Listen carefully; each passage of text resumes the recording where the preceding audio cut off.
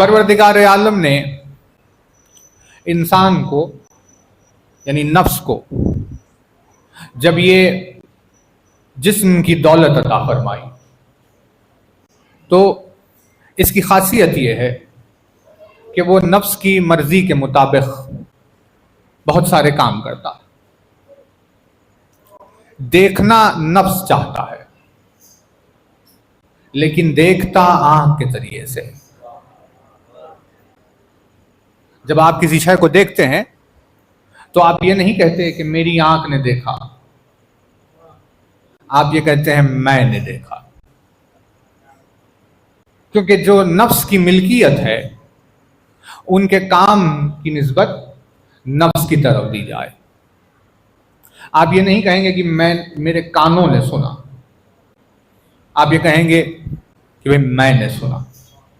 यानी यकीन दिलाने के तौर पर दरमियान में कभी आ जाता है कि भाई मैंने अपनी आंखों से देखा, मैंने अपने कानों से सुना, लेकिन उससे मुराद ये नहीं है कि आंख देख रही थी या कान, बल्कि नफ्स मालिक है।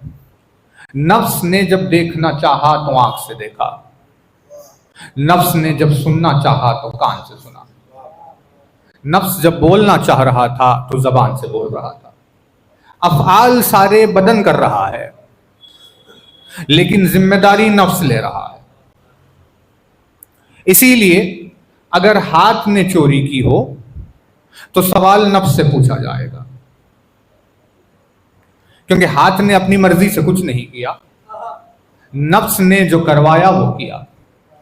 तो सुबह शाम हम ये देखते हैं कि भाई काम नफ्स की मर्जी के होते हैं, लेकिन उसे अंजाम जिस्म देता है।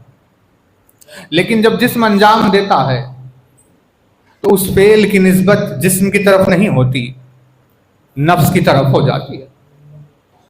इस निज़ाम को अपने बदन में रखकर, इंसानों के बदन में रखकर परवरदिगार आलम दुनिया को अली के फजाइल समझाने की कोशिश कर।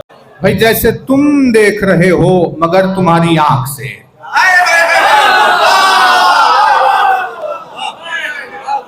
जैसे तुम सुन रहे हो मगर तुम्हारे कान से,